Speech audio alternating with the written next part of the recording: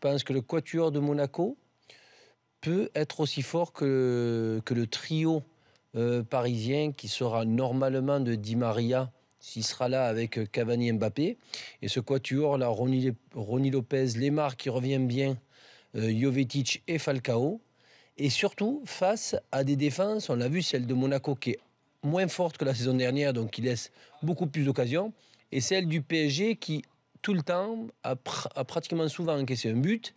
Et puis là, je pense qu'ils ne seront pas autant affûtés qu'ils le sont dans les gros matchs. Et c'est pour ça que je pense qu'il y aura là aussi, pas du laisser aller, mais bon, un peu moins d'agressivité. Et va permettre à cette équipe de Monaco de planter aussi des buts. Donc je vois ces deux équipes avoir des actions offensives avec des blocs, tu vois, un petit peu espacés des deux côtés, un petit peu coupés dans un match où chacun voudra prendre le dessus sur l'autre, mais beaucoup plus offensivement que défensivement. Je ne vois pas du tout les Monégasques attendre les Parisiens.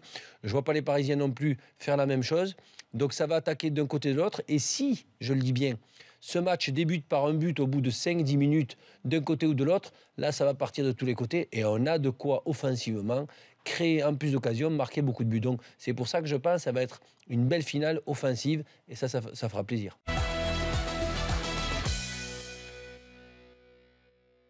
Thomas Tuchel au PSG, ça serait un très gros risque qu'il ne s'agit pas de prendre maintenant. Pourquoi? Alors premièrement, c'est une évidence pour tous ceux qui ont vu les équipes de Tuchel jouer, en particulier le Borussia Dortmund. C'est un super tacticien, c'est un super entraîneur.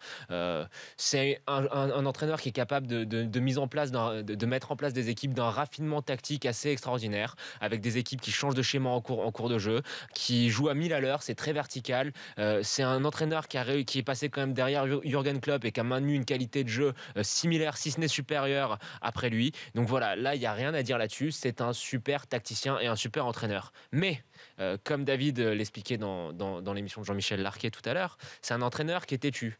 C'est un entraîneur qui est extrémiste. C'est un entraîneur qui n'est pas c'est pas quelqu'un qui se laisse faire. C'est un entraîneur qui a des idées assez arrêtées et qui, d'une certaine manière, aime aussi un petit peu les joueurs qui sont malléables, les jeunes à qui il va pouvoir dire, bah tu vois, tu vas jouer à tel poste, mais aussi tu vas jouer à tel autre poste. Pendant le match, je vais te demander de jouer, mettons au milieu, et puis de repasser dans un couloir 20 minutes après. C'est vraiment un entraîneur qui aime les joueurs un petit peu soldats, un petit peu outils, qui sont des outils à la disposition de ses idées, qui sont raffinés, mais vraiment très poussés.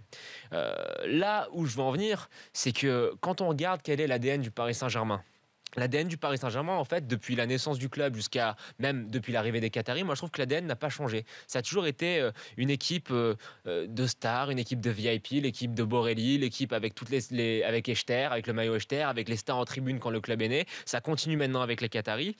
Et pour moi, l'adéquation entre cet entraîneur qui est en quelque sorte un professeur extrêmement rigoureux, extrêmement discipliné, et l'effectif et l'ADN du club, je trouve qu'il n'y a aucune adéquation.